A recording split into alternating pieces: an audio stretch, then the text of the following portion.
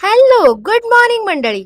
मी सायली आणि मी तळेगावामध्ये एक stationery shop run करते. चला, आता माझी ब्रेकफास्टची वेळ झाली. माझ्याकडे प्रिंटिंग असल्यामुळे सतत कस्टमरची ये-जा असते आणि तुम्हाला तर माहिती आहे, आमच्यासाठी कस्टमर म्हणजे भगवान. त्यामुळे खाणं-पिणं बाजूला ठेवून पहिले कस्टमर अटेंड करणं गरजेचं असतं.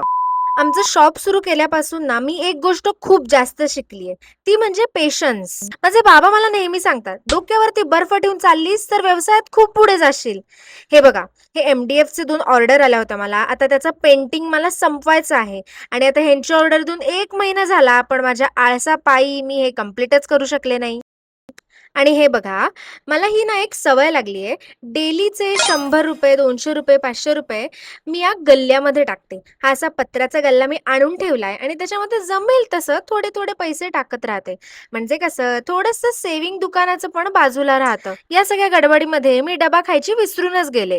हे लटकवलेले जे पेन्स असतात ना, ते लावायला इतकं बोर होतं ना मला.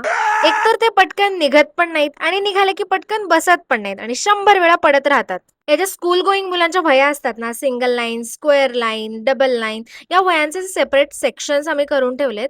त्या सेक्शन वाईजच ठेवतो. म्हणजे कसं कस्टमर आले की पटकन एखादी वही पाहिजे असेल तर काढून देता येते. शोधाशोध करावी लागत नाही.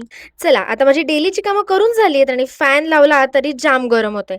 आता मी मस्त एखादा मूव्ही बघते. भेटूया पुढच्या व्हिडिओत. Bye bye.